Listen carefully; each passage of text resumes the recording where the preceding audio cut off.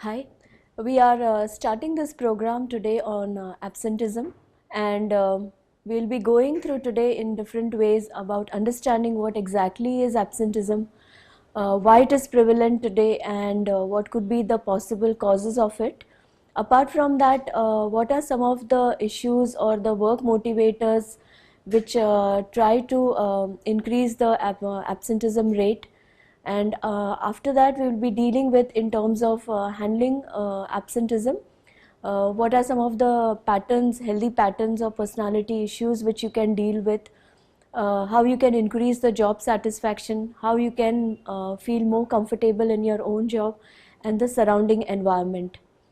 Absenteeism, as we all hear, you get in a lot of reports and newspapers and all stating ki absenteeism is on an increase, and that is one of the biggest reason today where the low productivity is coming in, or in terms of the work getting completed on time, or the issues relating to incompletion of work is more because of these reasons.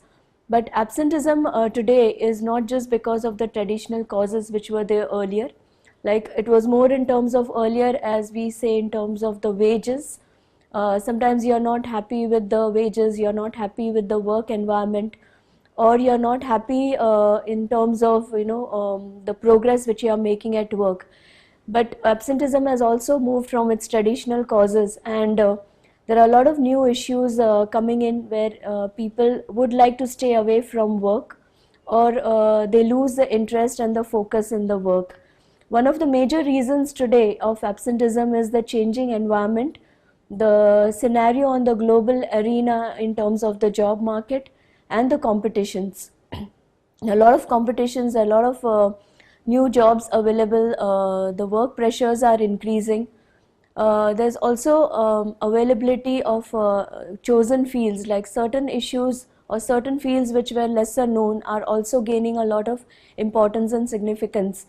And mid-career changes and shifting is also becoming very prominent.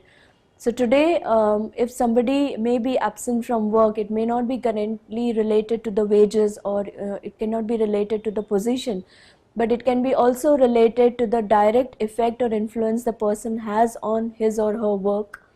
The person feels in charge of their work, or there is a feeling of being in, or there's also a feeling of being belong to the organization, or feel one with the values and the vision of the organization.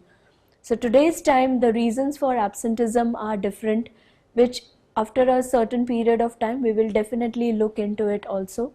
But going to the part of absenteeism, what exactly is absenteeism, and what are the different kinds of absenteeism is what we will be trying to look at. If you be aware of, there are two types of absenteeism, in terms of where the person is not directly present on the work because of a genuine reason, or it could be where the person remains absent from the work because of some reason where he is not happy with the factors at the workplace. So there are two types of absenteeism, where we call it one as which is more like a legitimate, and the second one which is more like illegitimate.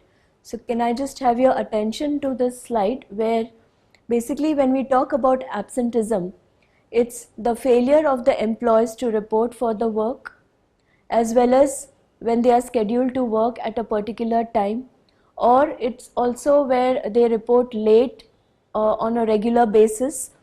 It's also the time taken off the work by the employees which has not been approved by the management in advance. So sometimes you take off although it has not been approved, and you are not reporting to the work. So it's basically the failure of the employees to report for work without prior notice to the management. Or there's one more kind where they do report to the work but they are wandering away from the work, which is more as called as disguised absenteeism. So when we talk about absenteeism, it's basically the failure of the person to come to the work. It is also basically where the person is not reporting to the work without prior notice to the management. If the leave is taken with advance notice, it is basically due to some emergency, then it's called as a legitimate absenteeism. When the leave is taken without any proper reason, without any proper cause, then it is illegitimate. And disguised is when we talk about absenteeism, where people do come, like nowadays you have a lot of CCTVs in most of the organizations, but there are people where when sometimes the workload is less or when the work pressure is there, they would not like to take up the responsibility and they would like to shirk away from it. So they would like to stand at a place where they are not observed, but at the same time, in the time they are supposed to complete the work, they are not completing the work, they are wandering away from the work, and they are not trying to take the responsibilities which they have been assigned to in the work. So this is what we call it as disguised absenteeism.